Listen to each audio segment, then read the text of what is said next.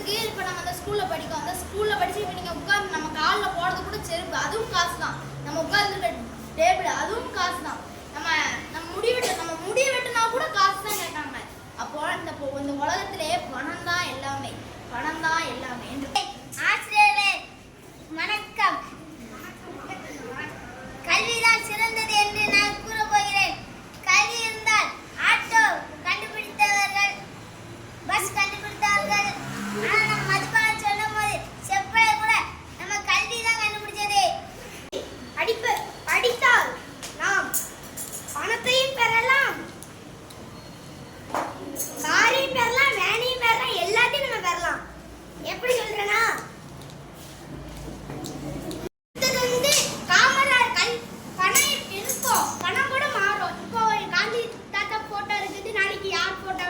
Modiji photo கூட வரலாம். இப்போ நாணயமா இருக்குது, நாளைக்கு வராம கூட இருக்கலாம், பணமா இருக்கலாம்.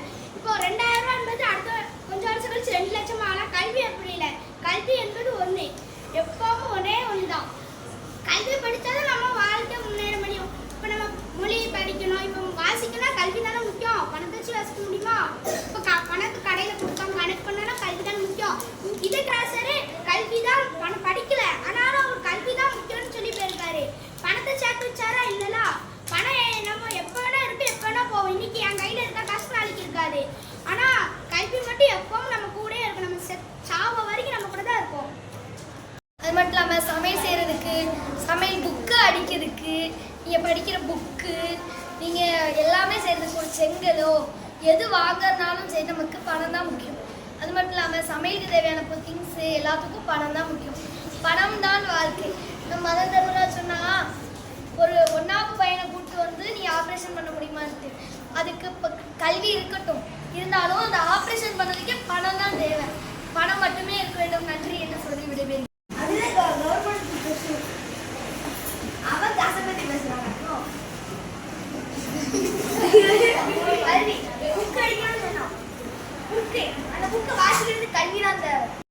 காலை வணக்கத்தை தெரிவித்துக் கொண்டு என் உரையை தொடங்குகிறேன். இப்போது நாம் சாப்பிடுவதற்கு நாம் அரிசி தேவை என்றால் அது படிப்புக்காக தான் நாம் அவர்கள் சொன்னார்கள். ஆனால் அதை பயிரிடுவது என்று பயிரிடுவதற்கு கல்வியா தேவை. பணத்தை வைத்து தானே அந்த இவ்வளோண்டி அந்த நெல்லை எடுத்து நம்ம விதைக்கிறோம். அதனால அதுக்கடுத்து இந்த ஸ்கூலை கட்டுறதுக்கும் பணம் தான் தேவை. அந்த கல்வியை வைத்து நம்ம புக்காக கட்டி ஸ்கூலையும் ஒன்றும் கட்ட முடியாது. நாம் சமைப்பதற்கும் தக்காளி தேவை. அது எல்லாமே பணத்தால் தான் பணத்தால் தான் வாங்க முடியும். ஆனால் அவங்க சொன்னார்கள், நாம் இந்த சமைப்பதற்கு படிப்பு தான் தேவையாம். நாம் இப்போது சமைப்பதற்கு நம் புக்கை வெட்டியாக சமைப்போம். நாம் காய்கறி தானே வெட்டி சமைப்போம். இந்த காய்கறி வாங்கிறதுக்குமே நமக்கு பணம் தான் தேவைப்படுகிறது. இந்த டவுசருக்கு பணம் தான் தேவை, இந்த சட்டைக்கு பணம் தான் தேவை, இந்த மைக்கு கூட பணம் தான் தேவை. இந்த எல்லாத்துக்கும் இந்த உலகில் பணம் தான் தேவை. பணம் என்றால் பிணம் கூட வாயை திறக்கும் என்று சொல்லி. செல்வங்களே, ஆசிரியர்களே, உங்களுக்கு என் முதற்கின் காலை வணக்கத்தை தெரிவித்துக் கொள்கிறேன். புவிகாய்க்கும் தமிழ் தாய்க்கும், கவியரங்க தலைமைக்கும், சான்றோர்க்கும் ஆன்றோர்க்கும் கல்விதான் முன்னேற்றத்தின் ஆணிவர் என்று அடித்து கூற வந்துள்ளேன். மன்னனுக்கு தன் நாட்டில் மட்டுமே சிறப்பு, ஆனால் கல்வி கற்றவர் சென்ற இடமெல்லாம் சிறப்பு என்று ஔவையார் கூறியிருக்கிறார். கேடில் விழும் செல்வம் என்று திருவள்ளுவரும் கூறியிருக்கிறார். ஏட்டில் படிப்பது மட்டும் கல்வி அல்ல, தூண்களை படித்ததோடு மறந்து விடாத என்று பட்டுக்கோட்டை கல்யாண சுந்தரமும் கூறியிருக்கிறார். கல்விக்கு எல்லையே இல்லை, கல்வி அழியா செல்வம். கல்வி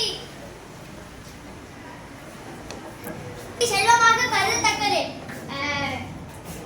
கல்வி கற்காதவன் கலந்தற்கு ஒப்பாவான் என்று பாரதிதாசனும் கூறியிருக்கிறார். கல்வி இம்மைக்கும் மறுமைக்கும் பயன் தரக்கூடியது. நம் கணேஷ் சொன்னார், இங்க கட்டி வந்துட்டா நம்ம கல்வி வச்சா தப்புன்னு.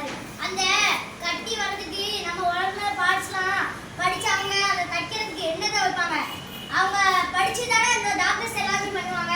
ஹாஸ்பிட்டல் கட்டுறதுக்கு செங்கல் வச்சு கட்டலாம், கல்ல வச்சு கூட கட்டலாம். ஆனா அந்த ஹாஸ்பிட்டல் கட்டுறதுக்கு அந்த கல்வியை வச்சு தானே அது இந்த மாதிரி கோடு போடணும், இந்த மாதிரி கோடு போடணும் கண்டுபிடிக்காங்க. இந்த பெஞ்ச் தயாரிக்க கூட கல்வி தான் வேணும்னு சொல்றேன் நான். ஏன்னா நம்ம மரக்கட்டை வெட்டவில்லை, அந்த இது எப்படி நம்ம பண்ணணும்